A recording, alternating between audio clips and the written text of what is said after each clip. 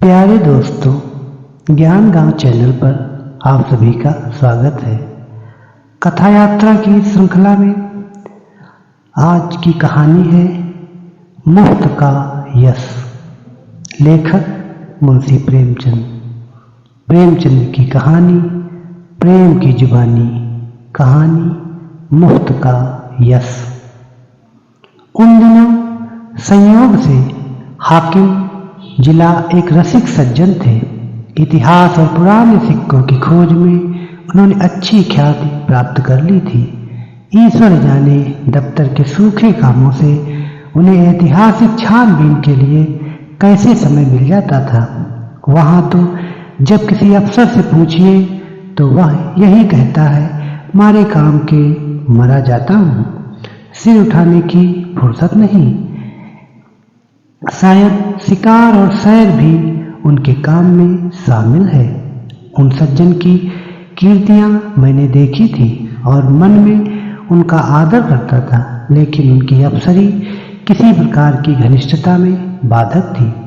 मुझे संकोच था कि अगर मेरी ओर से पहल हुई तो लोग यही कहेंगे कि इसमें मेरा कोई स्वार्थ है, और मैं किसी दशा में भी यह इल्जाम अपने सिर नहीं लेना चाहता।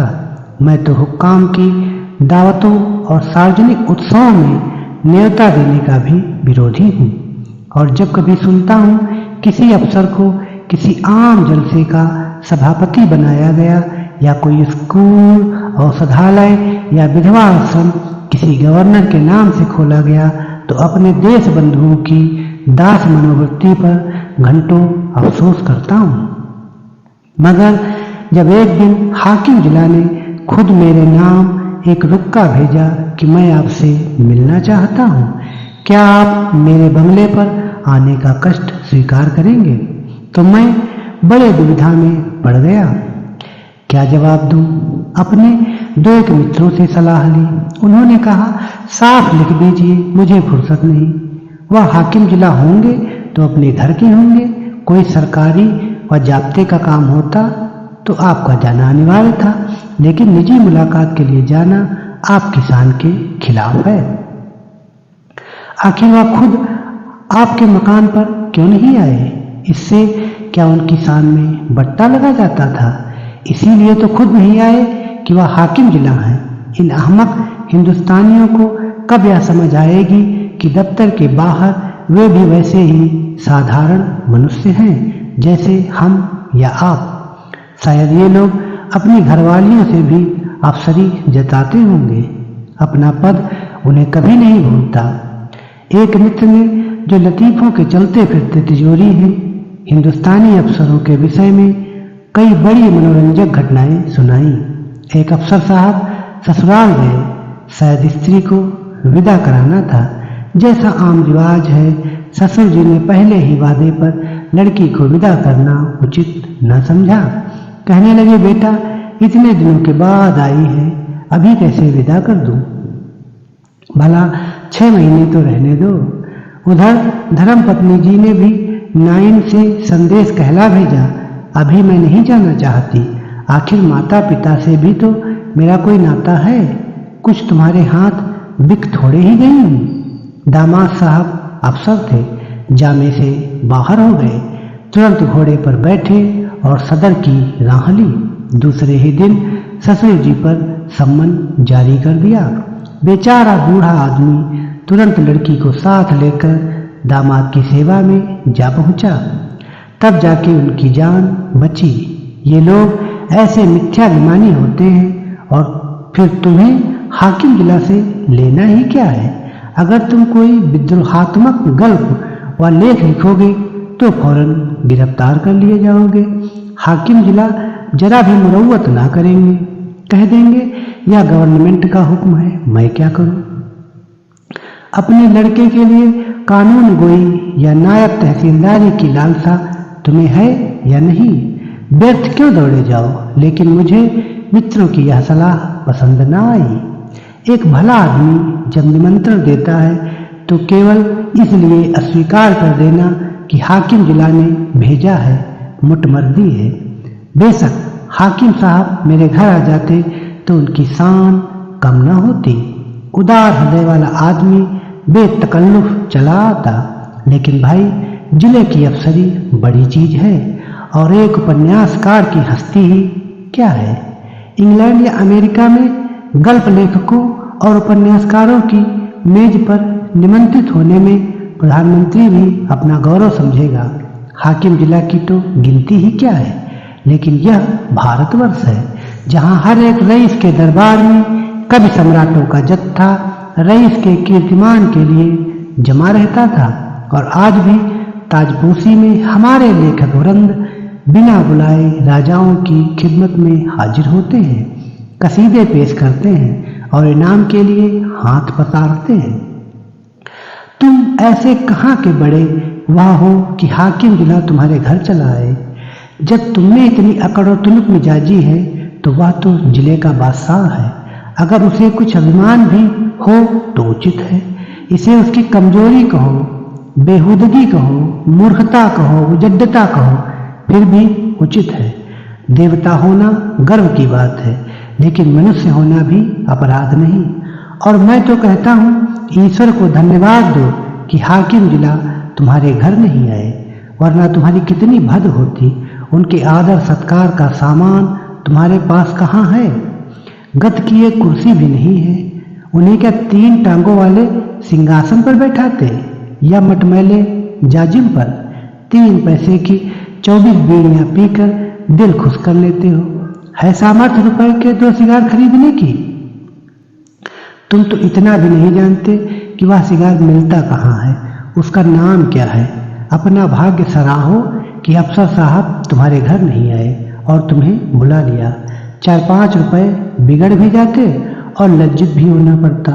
और कहीं तुम्हारे परम दुर्भाग्य और पापों के दंड स्वरूप उनकी धर्म पत्नी भी उनके साथ होती, तब तो तुम्हें धरती में समा जाने के सिवा और कोई ठिकाना न था। तुम या तुम्हारी धर्मपत्नी उस महिला का सत्कार कर सकती थी। तुम्हारी तो घिघी बंध जाती, साहब बदहवास हो जाते। वह तुम्हारे दीवान खाने तक ही न रहती। जिसे तुमने गरीबा मऊ ढंग से सजा रखा है, वह तुम्हारी गरीबी अवश्य है, पर फूहड़पन नहीं। अंदर तो पग पग पर फूहड़पन के दृश्य नजर आते। तुम अपने में फटे पुराने पहनकर और अपनी विपन्नता में मगन रहकर जिंदगी बसर कर सकते हो, लेकिन कोई भी आत्माभिमानी आदमी यह पसंद नहीं कर सकता कि उसकी दुर्वस्था दूसरों के लिए विनोद की वस्तु बने। इन लेडी साहिबा के सामने तो तुम्हारी जबान बंद हो जाती।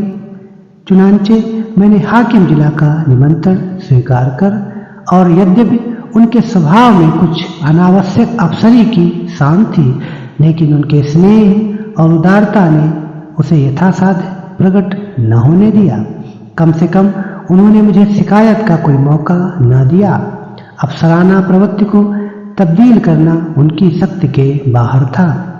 मुझे इस प्रसंग को कोई महत्व देने की कोई बात भी न थी। महत्व ना दिया। उन्होंने मुझे बुलाया, मैं चला आया, कुछ गपशप किया और लौट आया। किसी से इसका जिक्र करने की जरूरत ही क्या, मानो भाजी खरीदने बाजार गया था। लेकिन टोहियों ने जाने कैसे टोह लगा लिया। विशेष समुदायों में यह चर्चा होने लगी कि हाकिम जिला से मेरी बड़ी गहरी मैत्री है और वह मेरा बड़ा सम्मान करते हैं। अतिशयोक्ति ने मेरा सम्मान और भी बढ़ा दिया। यहाँ तक मशहूर हुआ कि वह मुझसे सलाह लिए बगैर कोई फैसला या रिपोर्ट नहीं लिखते। कोई भी समझदार आदमी इस ख्याति से लाभ उठा सकता है। स्वार्थ में आदमी बावला हो जाता है, तिनके का सहारा ढूंढता फिरता है। ऐसों को विश्वास दिलाना कुछ मुश्किल न था कि मेरे द्वारा उनका काम निकल सकता है, लेकिन मैं ऐसी बातों से घृणा करता हूँ। सैकड़ों व्यक्ति अपनी कथाएं लेकर मेरे पास आए। किसी के साथ पुलिस ने बेजा ज्यादती की थी, कोई इनकम टैक्स वालों की सख्तियों से दुखी था। किसी की यह शिकायत थी कि दफ्तर में उसकी हक तलफी हो रही है और उसके पीछे के आदमियों की दनादन तरक्कियां मिल रही हैं। उसका नंबर आता है तो कोई परवाह नहीं करता। इस तरह का कोई न कोई प्रसंग नित्य ही मेरे पास आने लगा, लेकिन मेरे पास उन सब के लिए एक ही जवाब था, मुझसे कोई मतलब नहीं। एक दिन मैं अपने कमरे में बैठा था कि मेरे बचपन के एक सहपाठी मित्र आ टपके। हम दोनों एक ही मकतब में पढ़ने जाया करते थे। कोई 45 साल की पुरानी बात है। मेरी उम्र 19 साल से अधिक न थी, वह भी लगभग इसी उम्र के रहे होंगे, लेकिन मुझसे कहीं बलवान और हष्टपुष्ट। मैं जहीन था, वह मेरे कौदन। मौलवी साहब उनसे हार गए थे और उन्हें सबक पढ़ाने का भार मुझे पर डाल दिया गया था। अपने से दुगने व्यक्ति को पढ़ाना मैं अपने लिए गौरव की बात समझता था और खूब मन लगाकर पढ़ाता। फल यह हुआ कि मौलवी साहब की छड़ी जहां असफल रही, वहां मेरा प्रेम सफल हो गया। बलदेव चल निकला, खालिक बारी तक जा पहुंचा, मगर इस बीच में मौलवी साहब का स्वर्गवास हो गया और वह शाखा टूट गई। उनके छात्र भी इधर उधर हो गए। तब से बलदेव को केवल मैंने 2-3 बार रास्ते में देखा। मैं अब भी वही सीकियां पहलवान हूँ और वह अब भी वही भीमकाय। राम राम हुई, छेम कुशल पूछा और अपनी अपनी राह चले। मैंने उनसे हाथ मिलाते हुए कहा, आओ भाई बलदेव, मजे में तो हो, कैसे याद किया, क्या करते हो आजकल? बलदेव ने व्यथित कंठ से कहा, जिंदगी के दिन पूरे कर रहे हैं भाई, और क्या, तुमसे मिलने की बहुत दिनों से इच्छा थी। याद करो वह मकतब वाली बात, जब तुम मुझे पढ़ाया करते थे। तुम्हारी बदौलत 4 अक्षर पढ़ गया और अपनी जिम्मेदारी का काम संभाल लेता हूँ, नहीं तो मूर्ख ही बना रहता। तुम मेरे गुरु हो भाई, सच कहता हूँ। मुझे जैसे गधों को पढ़ाना तुम्हारा ही काम था। न जाने क्या बात थी, मौलवी साहब से सबक पढ़कर अपनी जगह पर आया नहीं कि बिल्कुल साफ। तुम जो पढ़ाते थे वह बिना याद किए ही याद हो जाता था। तुम तब भी बड़े जहीन थे। यह कहकर उन्होंने मुझे सगर्व नेत्रों से देखा। मैं बचपन के साथियों को देखकर फूल उठता हूँ। सजल नेत्र होकर बोला, मैं तो जब तुम्हें देखता हूँ तो यही जी में आता है कि दौड़कर तुम्हारे गले लिपट जाऊं। 45 वर्ष का युग मानो बिल्कुल गायब हो जाता है। वह मकतब आंखों के सामने फिरने लगता है और बचपन सारी मनोहरताओं के साथ ताजा हो जाता है। बलदेव ने भी द्रवित कंठ से उत्तर दिया, मैंने तो भाई तुम्हें सदैव अपना इष्ट देव समझा है।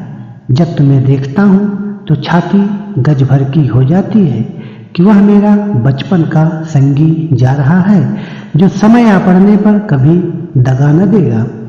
तुम्हारी बड़ाई सुन सुनकर मन ही मन प्रसन्न हो जाता हूँ। लेकिन यह बताओ, क्या तुम्हें खाना नहीं मिलता? कुछ खाते पीते क्यों नहीं? सूखते क्यों जाते हो? घी न मिलता हो तो 2-4 कनस्तर भिजवा दूं। अब तुम भी बूढ़े हो गए हो, खूब डटकर खाया करो। अब तो देह में जो कुछ तेज और बल है वह केवल भोजन के अधीन है। मैं तो अब भी शेर भर दूध और पाव भर घी उड़ाए जाता हूँ। इधर थोड़ा मक्खन भी खाने लगा हूँ। जिंदगी भर बाल बच्चों के लिए मर मिटे। अब कोई यह नहीं पूछता कि तुम्हारी तबीयत कैसी है। अगर आज कंधा डाल दूं तो कोई एक लोटे पानी को न पूछे। इसलिए खूब खाता हूँ और सबसे ज्यादा काम करता हूँ। घर पर अपना रोब बना हुआ है। वही जो तुम्हारा जेठा लड़का है, उस पर पुलिस ने एक झूठा मुकदमा चला दिया है। जवानी के मद में किसी को कुछ समझता नहीं है भी अच्छा खासा पहलवान। दरोगा जी से एक बार कुछ कहा सुनी हो गई, तब से घात में लगे हुए थे। इधर गांव में एक डाका पड़ गया। दरोगा जी ने तहकीकात में उसे भी फांस लिया। आज 1 सप्ताह से हिरासत में है। मुकदमा मोहम्मद खलील डिप्टी के इजलास में है और मोहम्मद खलील और दरोगा जी से दांत काटी रोटी है। अवश्य सजा हो जाएगी। अब तुम ही बचाओ तो उसकी जान बच सकती है और कोई आशा नहीं है। सजा तो जो होगी वह होगी ही, इज्जत भी खाक में मिल जाएगी। तुम जाकर हाकिम जिला से इतना कह दो कि मुकदमा झूठा है, आप खुद चलकर तहकीकात कर लें। बस देखो भाई, बचपन के साथी हो, नहीं ना न करना। जानता हूँ तुम इन मामलों में नहीं पढ़ते और तुम्हारे जैसे आदमी को पढ़ना भी न चाहिए। तुम प्रजा की लड़ाई लड़ने वाले जीव हो। तुम्हें सरकार के आदमियों से मेल जोल बढ़ाना उचित नहीं तो जनता की नज़रों से गिर जाओगे। लेकिन यह घर का मामला है, इतना समझ लो कि मामला बिल्कुल झूठ ना होता तो मैं कभी तुम्हारे पास ना आता। लड़के की माँ रो रो कर जान दिए डालती है। बहू ने दाना पानी छोड़ रखा है। 7 दिन से घर में चूल्हा नहीं जला। मैं तो थोड़ा सा दूध पी लेता हूँ, लेकिन दोनों सास बहू तो निराहार पड़ी हुई है। अगर बच्चा को सजा हो गई तो दोनों मर जाएंगी। मैंने यही कहकर उन्हें ढाढ़स दिया कि जब तक हमारा छोटा भाई सलामत है कोई हमारा बाल बाका नहीं कर सकता। तुम्हारी भाभी ने तुम्हारी एक पुस्तक पढ़ी है, वह तो तुम्हें देवतुल्य समझती है और जब कोई बात होती है तुम्हारी नजीर देकर मुझे लज्जित करती है। मैं भी साफ कह देता हूँ, मैं उस छोकरे की सी बुद्धि कहाँ से लाऊं? तुम्हें उसकी नज़रों से गिराने के लिए तुम्हें छोकरा मरियम सभी कुछ कहता हूँ, पर तुम्हारे सामने मेरा रंग नहीं जमता। मैं बड़े संकट में पड़ गया। मेरी ओर से जितनी आपत्तियां हो सकती थी उन सबका जवाब बलदेव सिंह ने पहले ही से दे दिया था। उनको फिर दोहराना व्यर्थ था। इसके सिवा कोई जवाब न सूझा कि मैं जाकर साहब से कहूँगा। हाँ, इतना मैंने अपनी तरफ से और बढ़ा दिया कि मुझे आशा नहीं कि मेरे कहने का विशेष ख्याल किया जाए, क्योंकि सरकारी मामलों में हुक्काम हमेशा अपने मातहतों का पक्ष लिया करते हैं। बलदेव सिंह ने प्रसन्न होकर कहा, इसकी चिंता नहीं, तकदीर में जो लिखा है वह तो होगा ही, बस तुम जाकर कह भर दो। अच्छी बात है, तो कल जाओगे? हाँ, अवश्य जाऊंगा। यह जरूर कहना कि आप चलकर तहकीकात कर लें। हाँ, यह जरूर कहूँगा। और यह भी कह देना कि बलदेव सिंह मेरा भाई है। झूठ बोलने के लिए मुझे मजबूर ना करो। तुम मेरे भाई नहीं हो, मैंने तो हमेशा तुम्हें अपना भाई समझा है। अच्छा, यह भी कह दूंगा।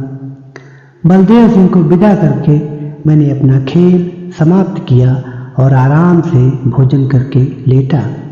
मैंने उससे गला छुड़ाने के लिए झूठा वादा कर दिया। मेरा इरादा हाकिम जिला से कुछ कहने का नहीं था।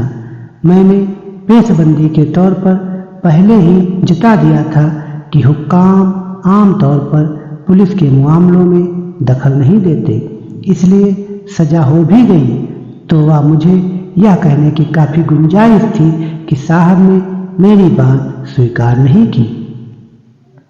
कई दिन गुजर गए थे। मैं इस वाक़ये को बिल्कुल भूल गया था। सहसा एक दिन बलदेव सिंह अपने पहलवान बेटे के साथ मेरे कमरे में दाखिल हुआ।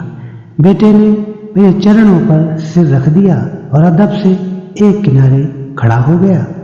बलदेव सिंह बोले, बिल्कुल बरी हो गया भैया। साहब ने दरोगा को बुलाकर खूब डांटा कि तुम भले आदमियों को सताते और बदनाम करते हो। अगर फिर ऐसा झूठा मुकदमा लाए तो बर्खास्त कर दिए जाओगे। दरोगा जी बहुत झेपे। मैंने उन्हें झुककर सलाम किया। बचाकर घड़ों पानी पड़ गया। यह तुम्हारी सिफारिश का चमत्कार है भाईजान। अगर तुमने मदद न की होती तो हम तबाह हो गए थे। यह समझ लो कि तुमने 4 प्राणियों की जान बचा ली। मैं तुम्हारे पास बहुत डरते डरते आया था। लोगों ने कहा था कि उनके पास नाहक जाते हो। वह बड़ा बेमरौवत आदमी है। उसकी जात से किसी का उपकार नहीं हो सकता। आदमी वह है जो दूसरों का हित करे। वह क्या आदमी है जो किसी की कुछ सुने ही नहीं। लेकिन भाईजान, मैंने किसी की बात न मानी। मेरे दिल में मेरा राम बैठा कह रहा था, तुम चाहो कितने ही रूखे और बेलाग हो, लेकिन मुझ पर अवश्य दया करोगे। यह कहकर बलदेव सिंह ने अपने बेटे को इशारा किया। वह बाहर गया और एक बड़ा सा गट्ठर उठा लाया, जिसमें भांति भांति की देहाती सौगातें बंधी हुई थी। हालांकि मैं बराबर कहे जाता था, तुम ये चीजें नाहक लाए, इनकी क्या जरूरत थी? कितने गंवार हो, आखिर तो ठहरे देहाती। मैंने कुछ नहीं कहा, मैं तो साहब के पास गया भी नहीं, लेकिन कौन सुनता है? खोया, दही, मटर की फलियां, अमावट, ताजा गुड़ और जाने क्या क्या आ गया। मैंने कहने को तो एक तरह से कह दिया, मैं साहब के पास गया ही नहीं। जो कुछ हुआ खुद हुआ, मेरा कोई एहसान नहीं है। लेकिन उसका मतलब यह निकाला गया कि मैं केवल नम्रता से और सौगातों को लौटा देने का कोई बहाना ढूंढने के लिए ऐसा कह रहा हूँ। मुझे इतनी हिम्मत ना हुई कि मैं इस बात का विश्वास दिलाता। इसका जो अर्थ निकाला गया वही मैं चाहता था। मुफ्त का एहसान छोड़ने का जी न चाहता था। अंत में जब मैंने जोर देकर कहा कि किसी से इस बात का जिक्र न करना, नहीं तो मेरे पास फरियादों का मेला लग जाएगा, तो मानो मैंने स्वीकार कर लिया कि मैंने सिफारिश की और जोरों से की। तो दोस्तों, ये थी कहानी मुफ्त का यश। आपको ये कहानी कैसी लगी? आपकी प्रतिक्रिया का हमें इंतजार रहेगा।